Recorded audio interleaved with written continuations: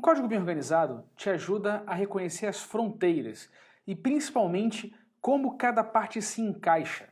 É um risco muito grande a gente ficar preocupado com o algoritmo e com a estrutura de dados e com o modelo do banco e não se preocupar com as interfaces do nosso código. Como uma parte do código se relaciona com a outra. São as interfaces que vão dar um encadeamento, onde uma função retorna um elemento adequado que vai facilitar a entrada de outra, e vai facilitar o tratamento, a execução, o processo de um outro trecho de código. Então é muito importante você ter essa noção que o encaixe entre as partes faz toda a diferença. Vamos olhar isso com detalhe. Eu estou aqui no nosso código do word count e vamos analisar agora as duas funções que o problema nos dá para resolver. Tem o print words e tem o print top.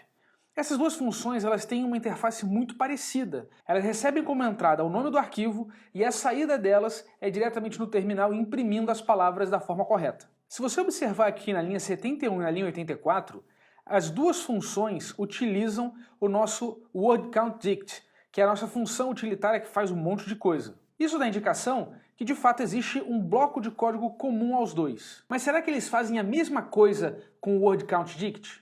Negativo, não mesmo. Observe aqui na linha 72 que o print word está usando as chaves do dicionário, o keys, para fazer uma ordenação das palavras por ordem alfabética. Enquanto isso, aqui embaixo, na linha 88, o nosso print top está utilizando o word count items. Então veja que eles usam a mesma função, só que eles estão se apoiando em estruturas absolutamente diferentes para fazer o seu trabalho. Nós temos um problema de interface. A gente não está passando uma interface uniforme. Isso tem um efeito colateral muito importante. O fato do print stop estar usando items, que vai retornar uma sequência de tuplas, onde o primeiro elemento é a chave, que é a palavra, e o segundo elemento é o valor, que é a ocorrência, a frequência daquela palavra, isso vai ter um impacto direto no que vem a seguir. Veja que para ele compor o resultado na linha 91, para imprimir as palavras, ele não faz referência ao dicionário. Ou seja, a linha 88 e a 91 estão desacopladas. No entanto, se você observar aqui na linha 72, aqui em cima, ele usa o keys, e na linha 74, para ele conseguir imprimir o relatório desejado, ele precisa acessar o dicionário. E isso gera um acoplamento entre a forma de ordenar e como eu consigo montar o relatório final que eu desejo. O nosso problema é que lá no word count dict ele está retornando um dicionário para você fazer o que você quiser com isso. Mas veja que o objetivo da função é contar as palavras. Então faz sentido eu pensar com cuidado em que tipo de estrutura de dado, que tipo de retorno eu quero dar para essa função para facilitar exatamente a realização desse propósito, de fornecer para quem está chamando ela uma sequência de palavras com as suas ocorrências. Vamos então implementar essa mudança para ver como o código vai ficar melhor. Vou subir aqui no nosso word count dict e em vez de retornar o dicionário, eu vou retornar o items, que ele vai ter todos os itens direitinho. Legal, agora eu consigo vir aqui embaixo e simplesmente alterar a linha 72 para, ao invés do keys, ele na verdade vai ordenar o word count, que é uma sequência de tuplas. Então ele vai ter a tupla ordenada pelo primeiro elemento, que é a palavra. É exatamente o que ele deseja. E com isso, eu não preciso mais dessa estrutura aqui. Eu posso botar o word e posso botar aqui o count e não acesso mais o dicionário. Pronto, está separadinho o que cada um está fazendo. O problema aqui é que esse words não deveria ser o words, porque ele é o word count. Eu estou reorganizando exatamente esse elemento aqui de cima. E vamos deixar assim por enquanto. A gente precisa agora garantir a interface lá do print top, porque ele está esperando um dicionário. Basta eliminar esse cara aqui, salvar e rodar o teste e ver o que acontece. Excelente, tudo passando. Agora as duas funções estão usando a mesmíssima interface. Isso vai ajudar a gente a maximizar nossa componentização. Agora vamos dar uma arrumadinha nesses caras para deixar eles mais simples e a gente conseguir progredir. Eu quero começar eliminando claramente aqui esses comentários que não fazem sentido nenhum. E outra coisa que faz sentido eliminar é esse getCount. Esse getCount ele está simplesmente criando uma função para influenciar a ordenação. Está separado, está parametrizando uma coisa que deveria estar junta. E o Python tem recurso para isso. Então eu vou usar aqui o lambda T, porque eu sei que é uma tupla, T-1. Ele precisa considerar, em vez de ordenar, considerando o primeiro elemento da tupla, eu quero que ele use o último elemento, que é a quantidade de ocorrências como índice da ordem. Legal, agora eu posso eliminar esse getCount aqui e rodo o meu teste para ver que está tudo funcionando. Beleza, tudo passando. O que mais a gente tem para fazer? Tem um comentário sobrando aqui embaixo também. Vamos eliminar esse cara. Vamos subir um pouquinho. E agora a gente tem aqui as duas funções na nossa frente. Vamos ver se tem mais alguma coisa para a gente fazer.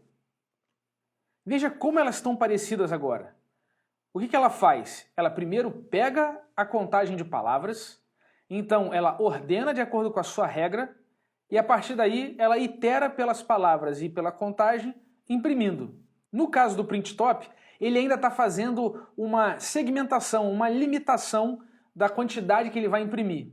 Isso desloca a responsabilidade da definição de qual é o conjunto, né, qual é o objeto de análise para o processo de definição do output. Eu posso inverter isso, eu posso puxar esse slicing aqui para cima, deixando ele aqui em cima. E dessa maneira você passa a ter o processo de organização, né, o processo de impressão das palavras exatamente o mesmo. Eu posso até renomear esse cara aqui, colocando simplesmente word e count aqui no items. Vamos botar aqui embaixo, vai ficar igualzinho também.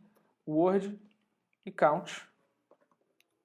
E agora eu posso renomear também esse cara para ficar igualzinho lá em cima. Vamos botar aqui o word count.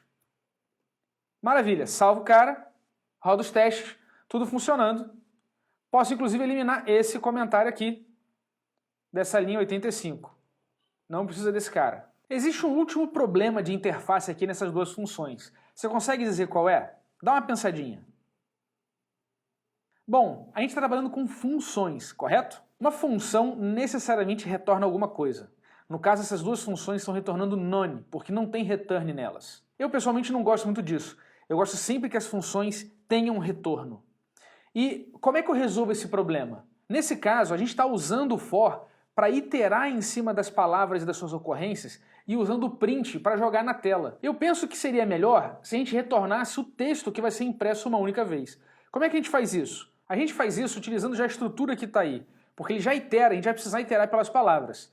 Então o que eu vou fazer é criar uma lista L, por enquanto vazia, onde em cada loop, ao invés de imprimir, eu vou adicionar o texto naquela lista L. Que texto é esse? É um L.append.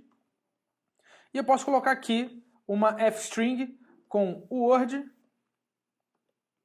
e aqui o count.